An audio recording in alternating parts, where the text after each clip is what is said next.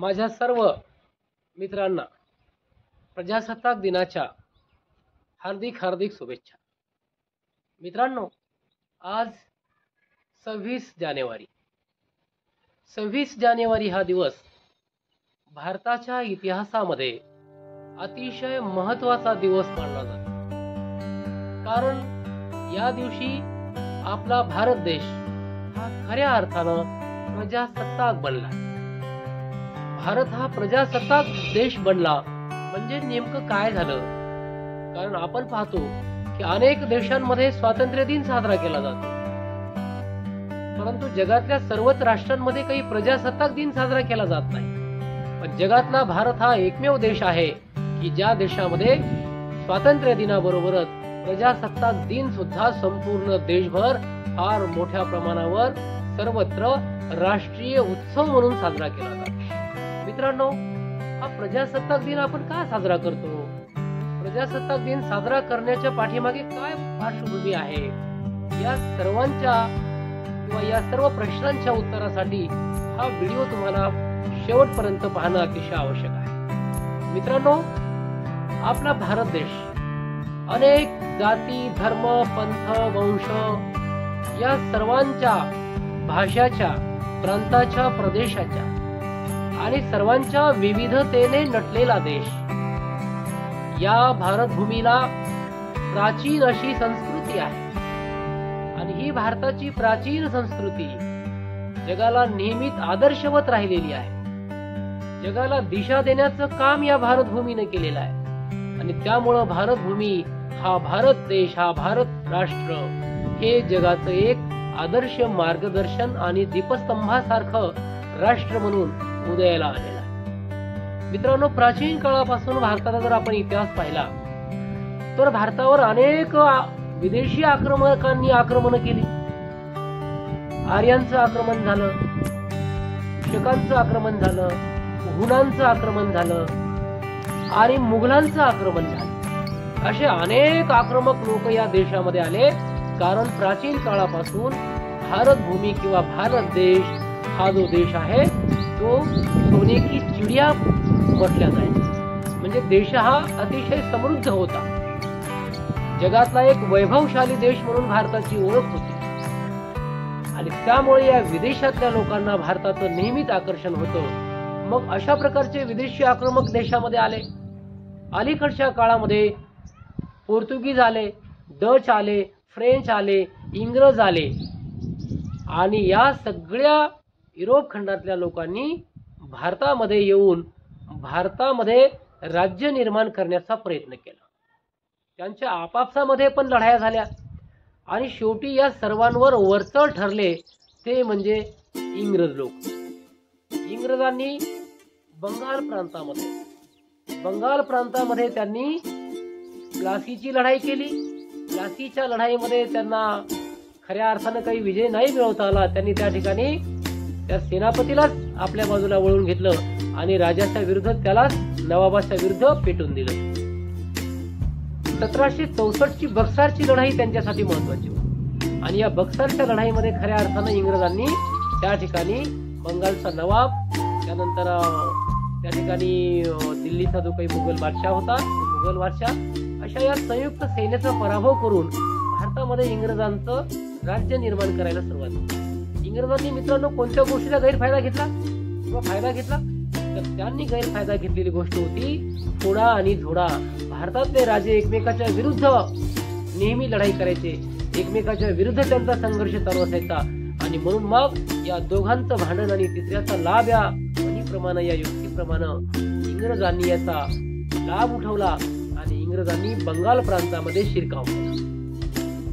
बंगाल प्रांतामध्ये शिरकाव केल्यानंतर हळूहळू इंग्रजांनी पाय पसरायला सुरुवात केली। अनेक वेगवेगळ्या प्रकारचे बंगालच्या प्रांतामधून अनेक प्रकारचे गव्हर्नर जनरल आले, व्हाईसरॉय आले आणि अशा प्रकारे साधारणतः 1818 मध्ये भारतामध्येच नव्हे तर या जगाच्या इतिहासामध्ये 1818 मध्ये जो काही मराठ्यांचा किंवा पेशव्यांचा जो काही दुसरा पेशवा होता, दुसऱ्या बाजीरावाचा 1818 मध्ये इंग्रजांनी पराभव केला आणि शिवाजी राजांचं जे स्वराज्य होतं, जे स्वराज्य साम्राज्यात रूपांतरित झालं होतं, असं हे स्वराज्य आणि साम्राज्य इंग्रजांनी त्यांच्या ताब्यात घेतलं. खऱ्या अर्थानं मित्रांनो, भारत देश हा इंग्रजांनी मुघलांकडून जिंकून घेतलेलाच नाही मुळात, तर भारत हा इंग्रजांनी मराठ्यांकडून जिंकून घेतलेला आहे, हे ऐतिहासिक सत्य आहे.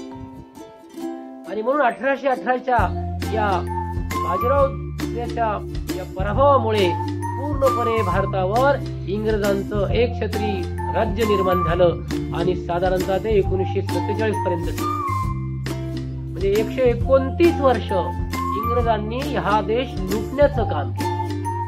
त्यांच्या स्वार्थासाठीच त्यांनी भारतामध्ये त्यांचं राज्य वापरलं आणि त्यांच्या स्वार्थासाठीच त्यांनी इंग्रजी शिक्षणाची सुरुवात केली, रेल्वेची पायाभरणी केली, वेगवेगळ्या प्रकारचे विभाग आणले आणि त्यांनी कायद्याचं राज्य निर्माण करण्याचा प्रयत्न भारतात पहिल्यांदा केला. आणि भारताला एक भारत म्हणून, एक भारत भूमी म्हणून, एक भारत राष्ट्र म्हणून त्यांनी एकच नियम, एकच कायदे आणण्याचा प्रयत्न केला. याचा परिणाम काही चांगलाही झाला, काही वाईटही झाला. आणि अशा प्रकारे इंग्रजांच्या विरुद्ध प्रचंड मोठं आंदोलन झालं. 1857चा उठाव झाला, यशस्वी ठरला. 1857च्या नंतर सातत्यानं मग 1885ला इंडियन नॅशनल काँग्रेसची स्थापना झाली. इंडियन नॅशनल काँग्रेसच्या स्थापनेनंतर जो काही पहिला 1905 पर्यंतचा लढा होता, ज्याला आपण मवाळवाली कालखंड म्हणतो किंवा मवाळ कालखंड म्हणतो, आणि मवाळ कालखंडाच्या नंतर 1905 ते 1920 पर्यंतचा जो काही आहे, तर हा जहाल कालखंड मानला जातो. आणि 1920 ते 1947चा जो कालखंड आहे, तो भारताच्या इतिहासामध्ये गांधी युगाचा कालखंड मानला जातो. 1920 ते 1947च्या या गांधी युगाच्या काळामध्ये निर्विवादपणे गांधीजींचं वर्चस्व आपल्याला दिसून येतं. अशा प्रकारे 1885च्या राष्ट्रीय काँग्रेसच्या स्थापनेपासून 1947 पर्यंत भारतीय स्वातंत्र्याचा हा जो काही लढा आहे, अतिशय देदीप्यमान अशा प्रकारे आणि अतिशय उज्ज्वल अशा प्रकारचा हा लढा, या स्वातंत्र्य लढ्यासाठी अनेक शूरवीरांनी आपली प्राणाच्या बलिदान केली, अनेकांनी आपल्या प्राणाच्या आहुत्या दिल्या, अनेकांनी आपल्या घरावर तुळशीपत्र ठेवले, अनेकांनी आपले घरदार सोडलं, आणि केवळ एकाच गोष्टीसाठी त्यांच्या समोर, ती गोष्ट म्हणजे भारत देश. माझ्या भारताला स्वातंत्र्य मिळालं पाहिजे, माझा भारत देश जो इंग्रजांच्या गुलामगिरीमध्ये खिप्पत पडलेला आहे, त्या भारताला मी स्वातंत्र्य केलं पाहिजे, अशा प्रकारची उर्मी आणि भावना त्या संपूर्ण भारतीयांच्या मनामध्ये होती. आणि म्हणून ज्यांची नावं इतिहासाला माहीत नाहीत, ज्यांची नावं इतिहासामध्ये नोंदल्या गेलेली नाहीत, असे लाखो भारतीय या स्वातंत्र्य लढ्यामध्ये शहीद झाले. आणि या शहीदांच्या बलिदानाच्या जोरावरच आपल्याला स्वातंत्र्य मिळालं. 15 ऑगस्ट 1947. 15 ऑगस्ट 1947ला स्वातंत्र्य मिळालं आणि भारत देश हा इंग्रजांच्या गुलामगिरीतून मुक्त झाला.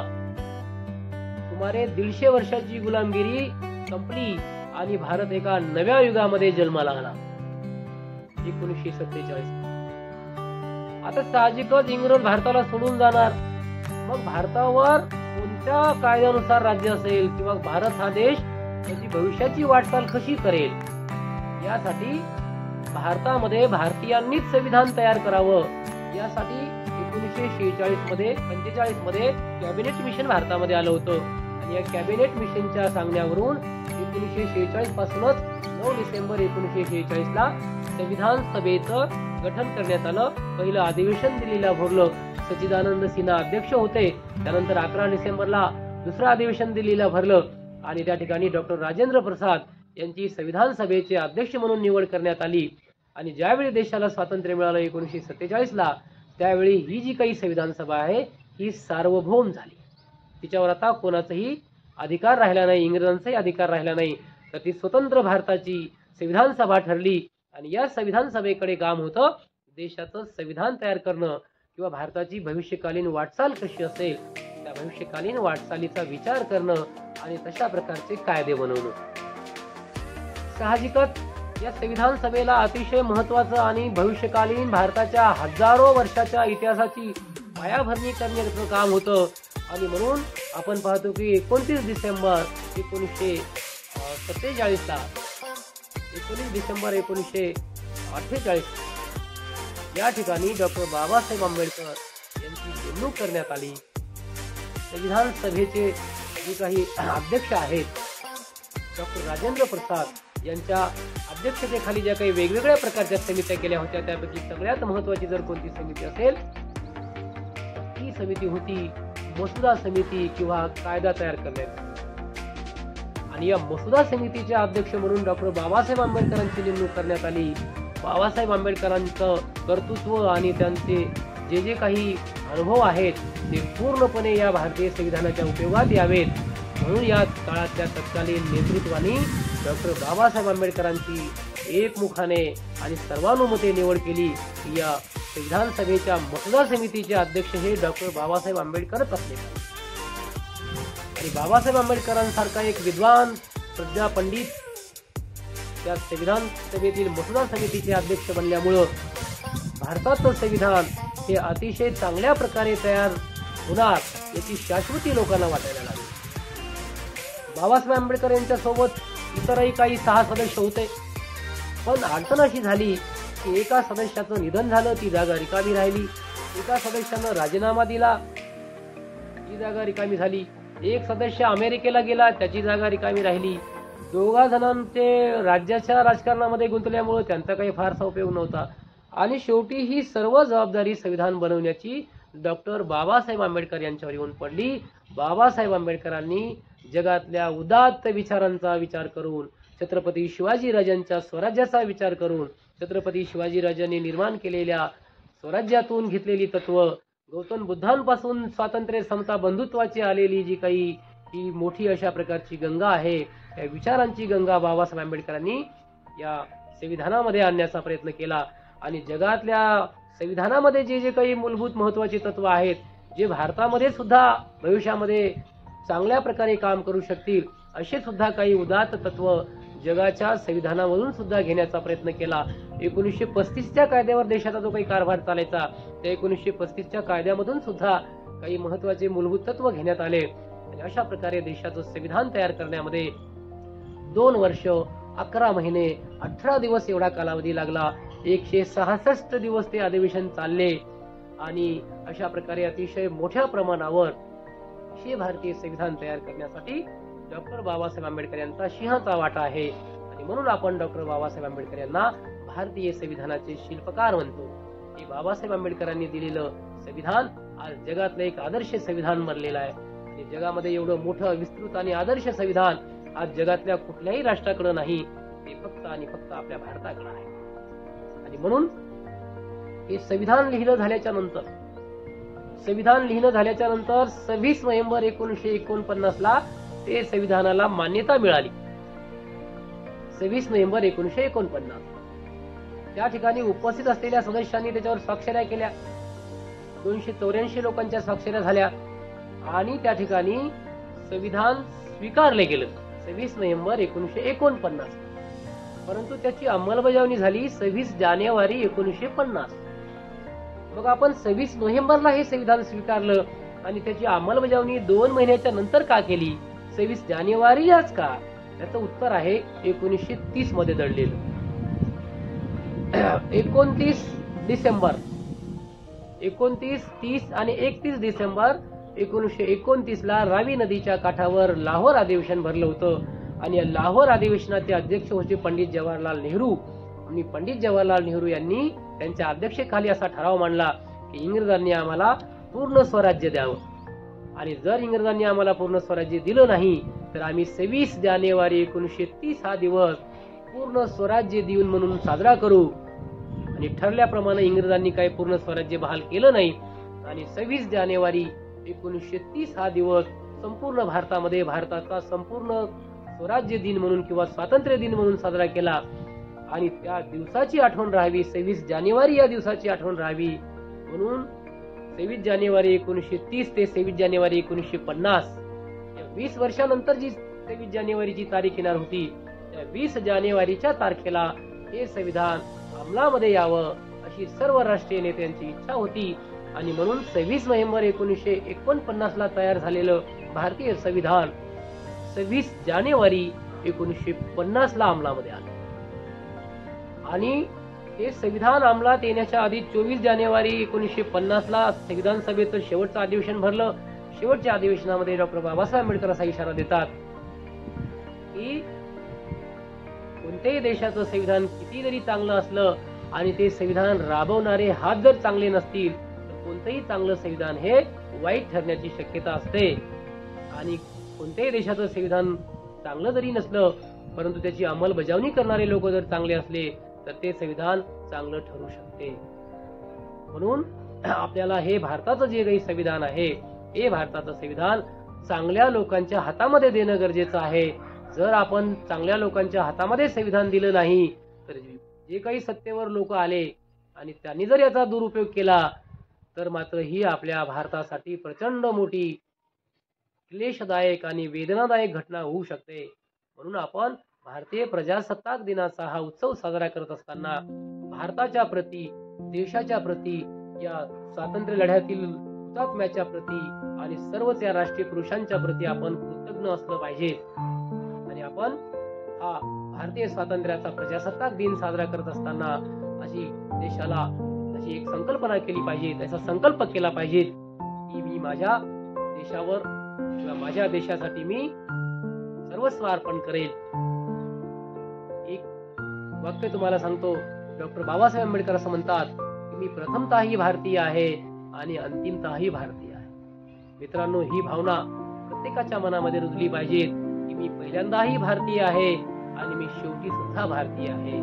जोपर्यंत आपण भारतीय होणार नाही तोपर्यंत आपण आपल्या देशामध्ये, आपल्या देशातल्या राहणाऱ्या लोकांच्या प्रती आपल्या मनामध्ये बंधुत्व निर्माण होणार नाही. आणि म्हणून या प्रजासत्ताक दिनाच्या निमित्ताने आपण सर्वांनी असा संकल्प करूया, मी प्रथमतःही भारतीय होईल आणि अंतिमतःही मी भारतीयच होईल. तर आणि तरच या देशाचा भविष्यकाळ हा उज्ज्वल असेल. आणि म्हणून पुन्हा एकदा मी सर्व मित्रांना प्रजासत्ताक दिनाच्या या 75वा प्रजासत्ताक दिन जो आज आपण साजरा करतोय या 75व्या प्रजासत्ताक दिनाच्या सर्वांना हार्दिक शुभेच्छा देतो. हा प्रजासत्ताक दिनाचा अमृत महोत्सव आहे. 75 वर्षाचं प्रजासत्ताक आपलं होते आहे. आणि म्हणून येणाऱ्या भविष्यामध्ये शतकोत्तर भारत किंवा शतकोत्तर प्रजासत्ताक दिन ज्यावेळी आपण साजरा करू तर त्यावेळी आपला भारत देश हा जगातला एक प्रमुख देश असला पाहिजे. आणि देशातल्या या 140-45 कोटी लोकांना सोबत एकाच पंखामध्ये घेऊन चालणारा देश ठरावा. देशामध्ये स्वातंत्र्य, समता, बंधुत्व, न्याय हे सर्वांपर्यंत पोहोचवावं. देशामध्ये कोणीही गरीब राहू नये, कोणीही जास्त श्रीमंत होऊ नये, सर्वांना 2 वेळेचं जेवण मिळावं, सर्वांच्या हाताला काम मिळावं. आणि सगळ्यात महत्वाचं माझ्या आया बहिणींसाठी, माझ्या ज्यांची लोकसंख्या 50% जवळपास आहे, त्या आया बहिणींना सुद्धा आकाश मोकळं मिळावं, त्यांच्या पंखांनाही बळ मिळावं. कारण जोपर्यंत महिलांचा विकास होणार नाही तोपर्यंत देशाचा विकास होणार नाही, हेच डॉक्टर बाबासाहेब आंबेडकरांनी सांगितलेलं तत्व. म्हणून आपण सर्व महिला वर्गाचा विकास करूया, सर्व वंचित, शोषित घटकांचा विकास करूया. आणि सर्वांच्या विकासात देशाचा विकास आहे आणि देशाचा विकास हा या सर्वांच्यावर आधारित आहे. म्हणून आपण सर्वांनी या प्रजासत्ताक दिनाच्या दिवशी असा संकल्प करूया की सर्वांनी स्वातंत्र्य, समता, बंधुत्व, न्याय या दृष्टीने विचार करावा. आणि मी प्रथमही भारतीय आहे आणि अंतिमतःही भारतीय आहे, ही आणि हीच भावना आपल्या मनामध्ये ठेवावी. एवढ्याच या ठिकाणी मी अपेक्षा व्यक्त करतो. आणि पुन्हा एकदा प्रजासत्ताक दिनाच्या 75व्या या पूर्वसंध्येला आपल्या सर्वांना प्रजासत्ताक दिनाच्या हार्दिक शुभेच्छा देतो आणि थांबतो. धन्यवाद. जय हिंद, जय भारत.